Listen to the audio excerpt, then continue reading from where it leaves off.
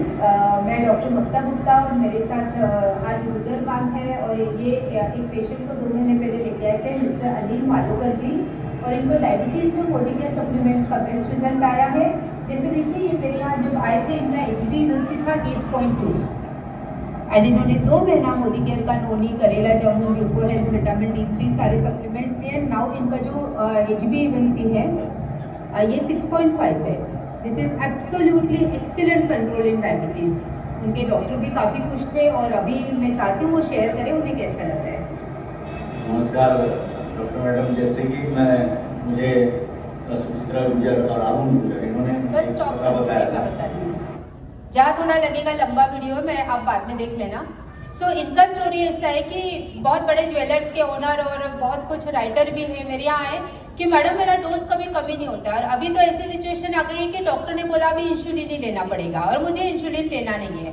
तो मैंने कहा ठीक है, आपकी जो भी ट्रीटमेंट चल रही सडनली कोई भी ट्रीटमेंट बंद नहीं करना है, सबसे बड़ी गलती। मतलब ये नॉर्मल लोग तो छोड़िए, डॉक्टर्स भी करते हैं। अभी मुझे कुछ दिन पहले एक डॉक्टर का फोन आया, बहुत इंप्रेस हो गए देख के, और उन्होंने उनको बीपी का पूरा मेरा सप्लीमेंट्स दिया एंड देन बोलते हैं कि मैडम 3 दिन हो गए और पेशेंट को तकलीफ थोड़ी बढ़ गई है। मैंने कहा क्या हुआ, तो मैंने बीपी का सारा मेडिसिन बंद करवा दिया।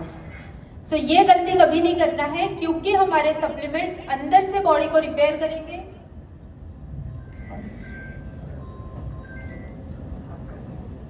हाँ आप कर दोगे।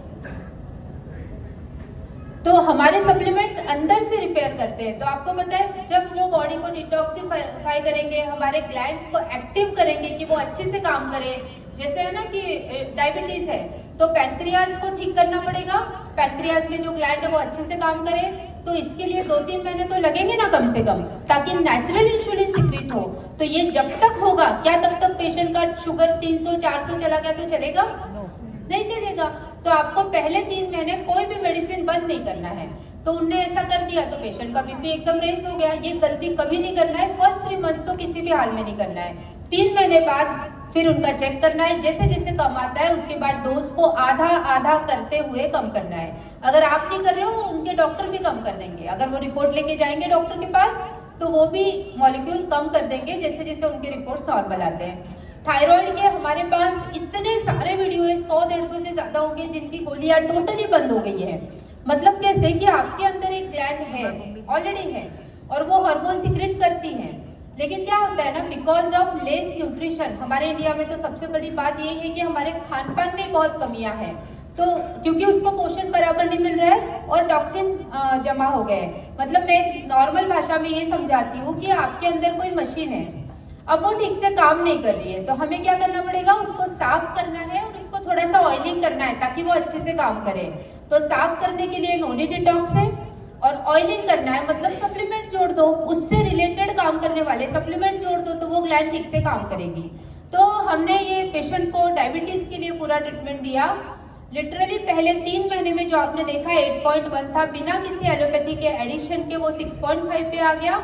अगले 3 महीने बाद उनका 5.7 5.8 आने लगा, which is absolutely non diabetic. और आज ये करके भी 1 साल से ज्यादा हो गया है और वो कोई भी ना आयुर्वेदिक लेते हैं ना कुछ लेते हैं, मतलब ना एलोपैथी लेते हैं ना।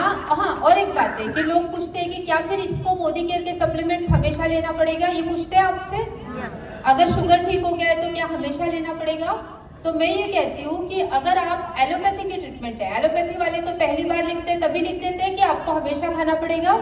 तो अगर वो हमेशा खाओगे तो आपके बॉडी ऑर्गन्स डैमेज होंगे। धीरे धीरे शुगर और बीपी की दवाइयाँ आपके किडनी और लिवर पे पूरी तरह प्रभाव डालती है। मैंने बताते बताते बहुत चीज़ें छूट गई। मैंने डायलिसिस हॉस्पिटल में भी 6 महीने काम किया है और वहाँ पर ये चीज़ें समझिए कि जितने भी पेशेंट किडनी के आते हैं जिनको डायलिसिस वाली प्रॉब्लम होती है या उनकी kidney CKD chronic kidney failure होता है, उसका कारण ही होता है मेडिकेशन। यानी आपने या तो शुगर बीपी की दवाइयाँ लॉन्ग टाइम ली है या फिर कोई ना कोई, जैसे एसिडिटी की, इवन पेंटाब्रेजोल, रेनिटिडिन, ये लॉन्ग टाइम लेने से भी आपकी किडनी डैमेज होती है। तो मैं ये कहती हूँ कि अगर आप ये डायबिटीज की ट्रीटमेंट हमेशा एलोपैथी की लोगे तो 100% किडनी या कोई ना कोई ऑर्गन, आंखें खराब होगी, हार्ट पे असर होगा। लेकिन अगर यही मोदी केयर का करेला जामुन आप रेगुलर लेते हो तो क्या प्रॉब्लम है? पहली बात तो कंट्रोल रहेगा, दूसरा, आप अगर एक्सरसाइज करते हो, लाइफस्टाइल ठीक करते हो, आपको स्ट्रेस बिल्कुल नहीं है, नींद अच्छी आती है, तो हो सकता है आपको कुछ भी लेने की जरूरत ना पड़े। लेकिन आज ऐसी लाइफस्टाइल कितने लोग ठीक कर सकते हैं? नहीं हो पाती है। तो आप ये लेते रहो। अगर आप करेला जामुन लोगे, ग्लूकोहेल्थ लोगे, तो इसके बुरे प्रभाव तो छोड़ो, आपके शरीर में कहीं ब्लॉकेज नहीं होगा, हार्ट की प्रॉब्लम नहीं होगी, आंखों की प्रॉब्लम नहीं होगी, तो जो इनके कॉम्प्लिकेशन है वो नहीं होंगे। अब ये जो मालोकर जी, आपको पता है जिनका ज्वेलर्स था, आज वो ठीक हो गए, लोगों को एडवाइस करते हैं, उन्होंने मोदी केयर का डिस्ट्रीब्यूशन पॉइंट भी ले लिया है, बहुत अच्छा काम कर रहे हैं। हम जिसको भी एक एक पेशेंट को ट्रीटमेंट देते हैं ना, ये नहीं सोचना है आपको कि मैं मतलब मेरे इतने का प्रोडक्ट सेल हो जाएगा। पहली बात